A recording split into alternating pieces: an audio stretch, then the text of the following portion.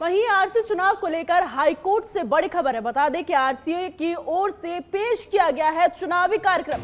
7 सितंबर को चुनाव का नोटिस जारी किया जाएगा और 29 सितंबर को राजस्थान क्रिकेट संघ के चुनाव होंगे। बता दें कि प्रशासक भास्कर ए सावंत की ओर से एडवोकेट रवि भोजक ने पक्ष रखा था, जिसमें 7 सितंबर को चुनाव कार्यक्रम और जनरल मीटिंग का नोटिस जारी कर दिया गया है। 12 से 16 सितंबर तक मतदाता सूची पर आपत्तियां ली जाएंगी और 16 से 21 सितंबर तक निर्वाचन अधिकारी के समक्ष आपत्तियों की सुनवाई होगी। तो वहीं 23 सितंबर को अंतिम मतदाता सूची का प्रकाशन होगा और 24 सितंबर को प्रत्याशी नामांकन दाखिल कर सकेंगे। तो वहीं 25 सितंबर को दाखिल नामांकन पत्रों की जांच होगी और 25 सितंबर को ही पात्र उम्मीदवारों की सूची का प्रकाशन भी होगा।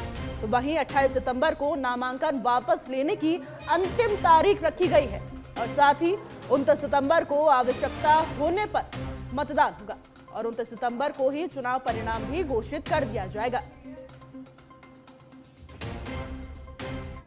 और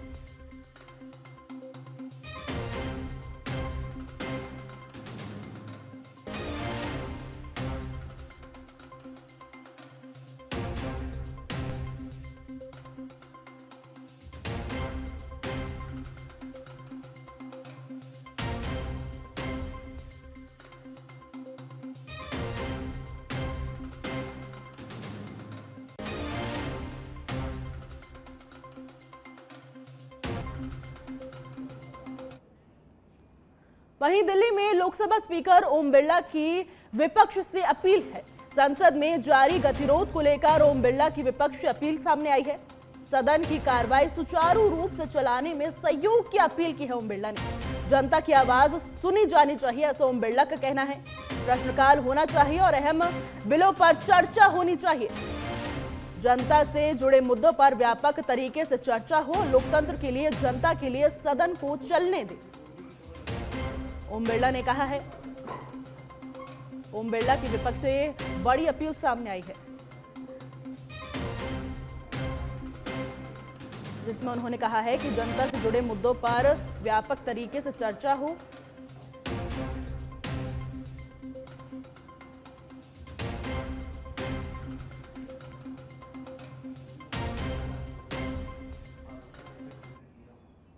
और अब बूंदी शहर से बड़ी खबर है। बता दें कि बूंदी शहर में भारी बारिश का दौर जारी है।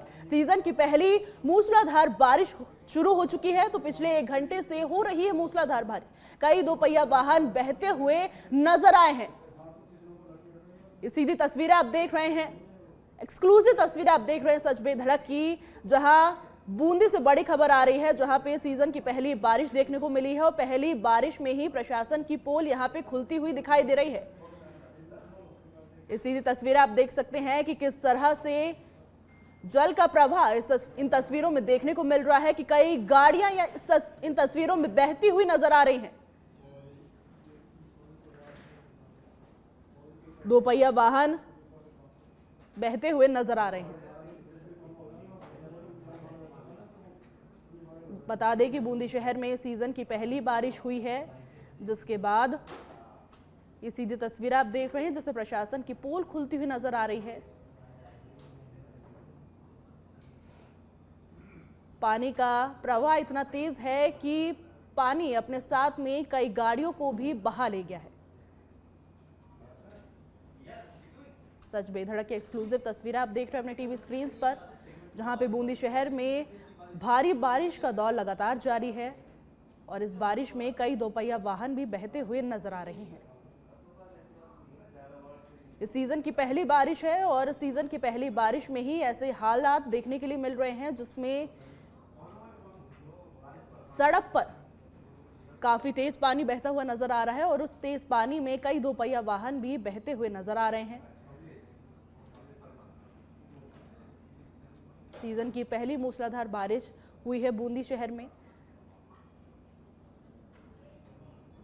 और पिछले 1 घंटे से लगातार ये बारिश हो रही है, जिसमें ये तस्वीरें आप देख सकते हैं कि किस तरह से पानी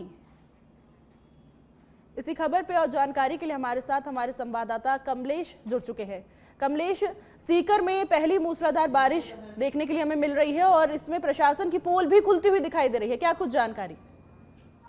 देखिए, बूंदी में जो बारिश हुई है वो इतनी भीषण बारिश हुई है कि पहली बार ये बारिश हुई है और इसने प्रशासन की सारी तैयारियों की पोल खोल कर रख दी है। नदी नाले उफान पे आ गए हैं। केवल 1 घंटे की बारिश में शहर की नागदी बाजार में इतना पानी आया कि वाहन बहते हुए नजर आए और जिनको लोग मशक्कत कर पकड़ते हुए नजर आए हैं। ये जो नदी नाले की समय पे सफाई नहीं होना, इसका सबसे बड़ा कारण है। बूंदी में RUIDP का जो जयसागर नाला है उसको अभी केवल उसका कार्य ही चल रहा है, जिसके चलते वो कई जगह से अवरुद्ध पड़ा हुआ है। इसी को लेकर जल प्लावन की जो स्थिति उत्पन्न हुई है वो 1 घंटे की बारिश से, हालांकि ये पहली बारिश है बूंदी में जो इतनी भीषण बारिश हुई है। 1 घंटे की बारिश ने पूरे प्रशासन की तैयारी की पोल खोल कर रख दी है। वहीं जनजीवन भी प्रभावित हुआ है। हालांकि 1 घंटे की बारिश से जो पानी आया था वो तुरंत वेग से निकल गया, लेकिन इससे भी लोगों को जो लोग हैं वो काफी प्रभावित नजर आए। जी, बहुत बहुत धन्यवाद कमलेश तमाम जानकारी के लिए। वहीं सीकर में पंडित दीनदयाल उपाध्याय शेखावटी विश्वविद्यालय के बाहर छात्रों की विभिन्न मांगों को लेकर NSUI का धरना प्रदर्शन तीसरे दिन भी जारी रहा, जहां धरने में बड़ी संख्या में छात्रों ने शामिल होकर विश्वविद्यालय प्रशासन के खिलाफ नाराजगी जताई और मांगों के जल्द समाधान की मांग की है। धरना स्थल पर पहुंचे राजस्थान प्रदेश कांग्रेस प्रवक्ता गोविंद पटेल ने छात्रों से मुलाकात कर उनकी समस्याएं सुनी और उनका हौसला बढ़ाया। तो वहीं NSUI जिला अध्यक्ष ओम प्रकाश नागर ने कहा कि संगठन की सभी मांगे छात्रों के हित से जुड़ी हुई हैं और समाधान होने तक धरना जारी रहेगा। NSUI की प्रमुख मांगों में छात्र संघ चुनाव बहाल करना, बड़ी फीस कम करना, हॉस्टल सुविधा शुरू करना और ऑडिटोरियम और खेल मैदान शुरू करना, लाइब्रेरी की लेट फीस कम करना और स्थायी शिक्षकों की व्यवस्था करना शामिल है। के द्वारा 3 दिन से धरना दिया जा रहा है। यहाँ पर छात्र संघ चुनाव की मांगों को लेकर, साथ ही जो फीस बढ़ती है उसको लेकर भी यहाँ पर धरना दिया जा रहा है और 3 दिन हो गए। आज प्रशासन और सरकार बिल्कुल भी इस मामले राजस्थान विद्युत तकनीकी कर्मचारी एसोसिएशन की ओर से विभिन्न लंबित मांगों को लेकर जिले में 2 अलग अलग स्थानों पर ज्ञापन सौंपे गए। जिला अध्यक्ष मोहन गुर्जर के नेतृत्व में मुख्यमंत्री, ऊर्जा मंत्री और विद्युत निगमों के उच्च अधिकारियों के नाम संबंधित अधिकारियों को ज्ञापन सौंप दिए गए। मोहन गुर्जर ने कहा कि तकनीकी कर्मचारी विद्युत व्यवस्था की रीढ़ है और विपरीत परिस्थितियों में लगातार सेवाएं देते रहे हैं। संगठन ने सरकार एवं निगम प्रशासन से सभी लंबित मांगों पर शीघ्र सकारात्मक निर्णय लेने की मांग की है। तकनीक कर्मचारी एसोसिएशन जिला प्रतापगढ़ द्वारा पूरे जिले के अंदर सहायक अभियंता के माध्यम से ऊर्जा मंत्री और उपखंड अधिकारी के माध्यम से ऊर्जा मंत्री और श्रीमान मुख्यमंत्री महोदय को ज्ञापन दिया गया है।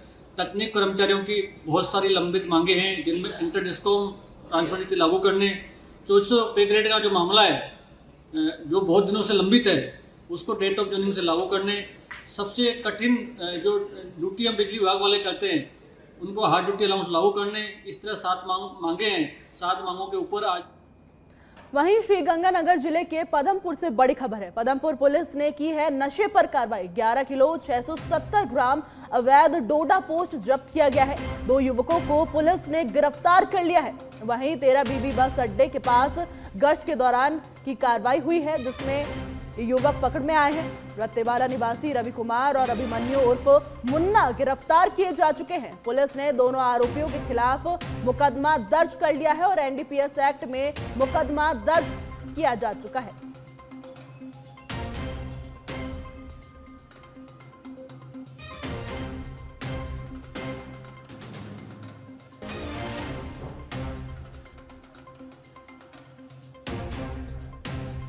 बड़ी खबर आप देख रहे हैं, जहां पे 2 युवकों को डोडा पोस्ट के साथ गिरफ्तार किया जा चुका है और पुलिस ने दोनों आरोपियों के खिलाफ मुकदमा दर्ज कर NDPS एक्ट में मुकदमा दर्ज कर लिया है और उनके खिलाफ कार्रवाई शुरू हो गई है। वहीं बांसवाड़ा के प्रताप सर्कल पर बारिश के चलते लंबा ट्रैफिक जाम लग गया। स्कूली छुट्टी के समय एक साथ बड़ी संख्या में वाहन सड़कों पर आने से जाम की स्थिति गंभीर हो गई। सड़क पर वाहनों की रफ्तार थम गई और वाहन रेंगते हुए नजर आए। जाम की सूचना मिलते ही ट्रैफिक पुलिस मौके पर पहुंची और यातायात व्यवस्था संभाली। Traffic police incharge Ram Swaroop Meena ने मौके पर पहुंचकर यातायात व्यवस्था की मॉनिटरिंग की, तो वहीं कोतवाली थाना पुलिस का जत्था भी जाम खुलवाने में जुट गया। तेज बारिश के बावजूद पुलिसकर्मी सड़क पर डटे रहे और वाहनों को व्यवस्थित तरीके से निकालते रहे, जहां लगातार मशक्कत के बाद यातायात को धीरे धीरे सुचारू किया गया।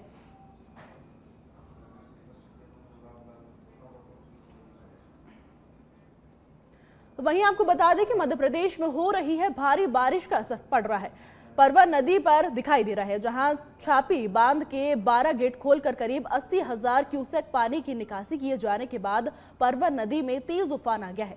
परवन बांध पर अपस्ट्रीम लेवल 290 मीटर दर्ज किया गया, जबकि डाउनस्ट्रीम लेवल 280.300 मीटर पहुंच गया।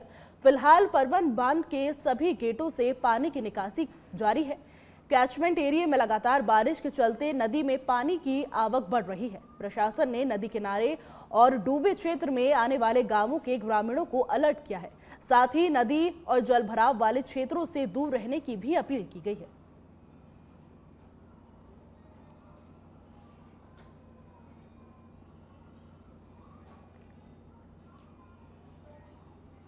वहीं झुंझुनू में हर घर तिरंगा अभियान के तहत देशभक्ति का रंग देखने को मिल रहा है। नगर परिषद से विधायक गजेंद्र बांबू ने 8 किलोमीटर लंबी बाइक तिरंगा रैली को हरी झंडी दिखाकर रवाना किया। रैली शहर के प्रमुख मार्गों से होकर वापस नगर परिषद पहुंची। हाथों में तिरंगा लिए लोगों ने देशभक्ति के नारों से माहौल को जोश से भर दिया। रैली में अधिकारी, कर्मचारी, सफाई कर्मी, शहरवासी और भाजपा कार्यकर्ता भी शामिल हुए। विधायक राजेंद्र बांबू ने हर घर तिरंगा संकल्प पोस्टर पर हस्ताक्षर कर अभियान की शुरुआत की और नगर परिषद के सेल्फी पॉइंट पर सेल्फी भी खिंचवाई। उन्होंने तिरंगे को देश की एकता और अखंडता का प्रतीक बताया। देश भर में 9 तारीख से 19 तारीख तक घर घर तिरंगा यात्रा का ये कार्यक्रम है। इसका मुख्य उद्देश्य है कि भारतीय संविधान की जो मूल भावना है, सार्वभौमिकता, एकता और अखंडता को मूल मंत्र अर्थात केंद्र बिंदु मानते हुए देश के आन बान शान का जो ये राष्ट्रीय ध्वज प्रतीक है उसका सम्मान करना तथा पूरे न कि सिर्फ बड़े बड़े बिल्डिंगों पे राष्ट्रीय ध्वज लगाया जाए बल्कि हर घर में तिरंगा लगाया जाए। कलेक्ट्रेट से हमने तिरंगा प्रभात फेरी का आयोजन किया गया था।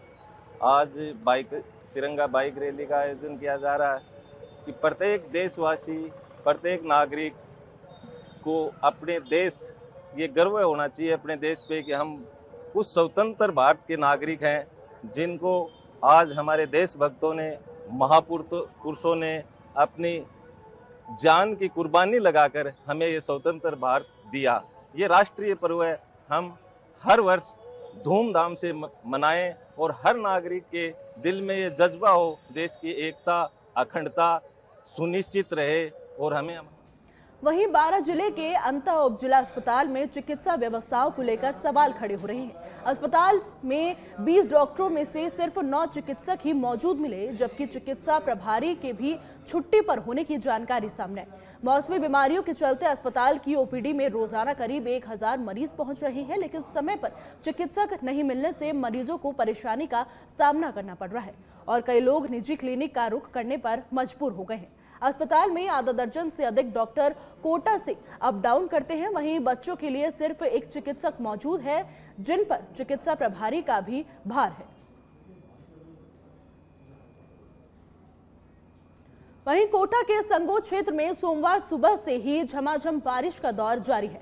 आसमान में काली घटाएं छाई हुई हैं और कभी तेज तो कभी मध्यम गति से बारिश हो रही है। मानसून बारिश से आमजन को भीषण गर्मी और उमस से राहत मिली है। वहीं मौसम सुहाना हो गया है। किसानों के लिए भी ये बारिश राहत लेकर आई है। कृषि विशेषज्ञों के अनुसार खेतों में खड़ी सोयाबीन और धान की फसलों को इस समय पानी की जरूरत थी। ऐसे में बारिश से फसलों को फायदा हुआ है। हालांकि अभी इतनी बारिश नहीं हुई है तो जलस्तर में बड़ा उछाल आया है। स्थानीय कुएं और बावड़ियों में भी नई आवक कम है और ग्रामीण तेज बारिश का इंतजार कर रहे हैं।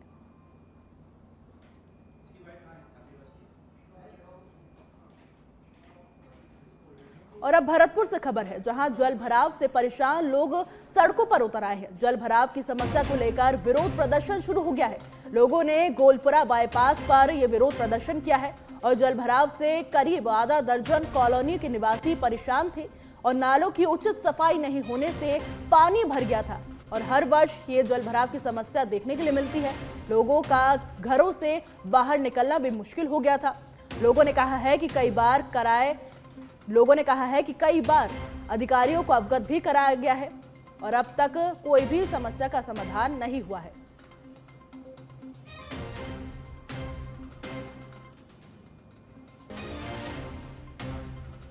कलेक्टर साहब को फोन किया, बीडीए के अधिकारियों को किया, पीडब्ल्यूडी के अधिकारियों का। पीडब्ल्यूडी तो कहती है कि बीडीए करवाएगी, बीडीए कहती है पीडब्ल्यूडी करवाएगी। भाई साहब भी मौजूद थे उस दिन। कितनी कॉलोनी?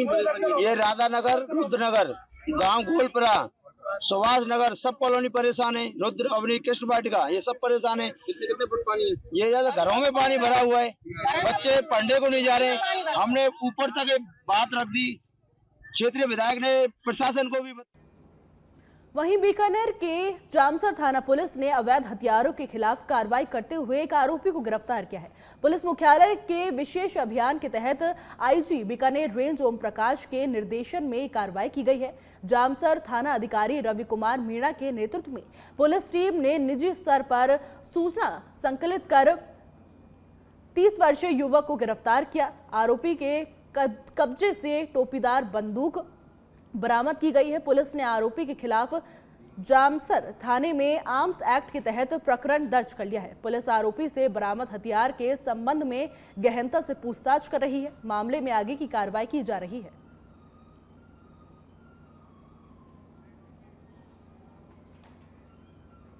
वहीं सावन के दूसरे सोमवार पर झुंझुनू के बूरासर गांव में भक्ति और आस्था का अनूठा नजारा देखने को मिला।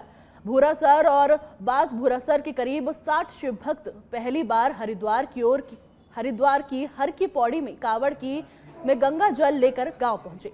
शिव भक्तों ने करीब 425 किलोमीटर का सफर 40 घंटों में नॉन स्टॉप पैदल तय किया और सोमवार सुबह करीब 7 बजे गांव पहुंचते ही कावड़ियों का ग्रामीणों ने पुष्पमाला, भगवा दुपट्टा और तिलक लगाकर स्वागत किया। कावड़िए नाचते गाते और बम बम बोले के जयकारे लगाते हुए शिवालय पहुंचे, जहां भगवान शिव का गंगा जल से जलाभिषेक किया गया। सरपंच रोशन मांझू के नेतृत्व में हुए स्वागत से गांव में पूरे दिन भक्तिमय माहौल बना रहा।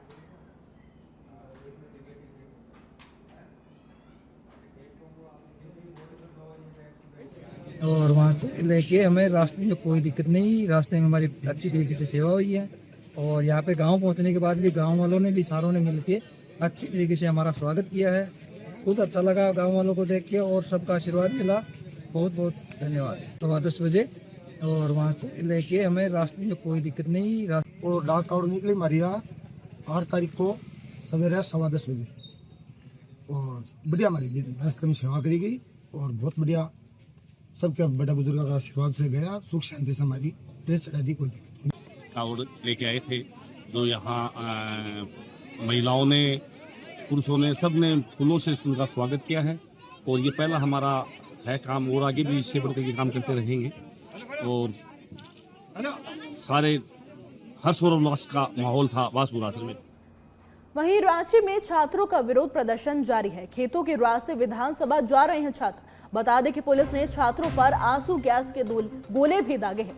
विधानसभा के बेहद करीब पहुंचने पर यह कार्रवाई की गई है। बता दें कि प्रदर्शनकारी विधानसभा के बेहद करीब पहुंच गए थे, जिसके बाद पुलिस को छात्रों पर आंसू गैस के गोले दागने पड़े।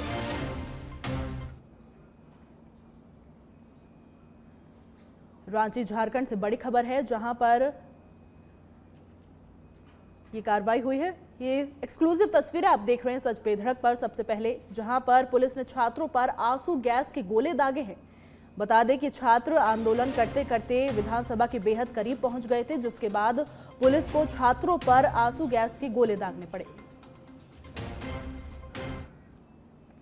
वहीं श्रीगंगानगर में सिंचाई पानी की मांग और बढ़ते नशे के खिलाफ यूथ कांग्रेस ने जोरदार प्रदर्शन किया है, जहां जिला अध्यक्ष करण सहारण के नेतृत्व में सैकड़ों युवा उधम सिंह चौक से रैली के रूप में जिला कलेक्ट्रेट पहुंचे और सरकार और पुलिस प्रशासन के खिलाफ नारेबाजी की। यूथ कांग्रेस ने आरोप लगाया है कि पर्याप्त सिंचाई पानी नहीं मिलने से किसानों की फसलें बर्बाद के कगार पर थी। वहीं जिले में बढ़ते नशे के कारण युवा लगातार इसकी गिरफ्त में आ रही है।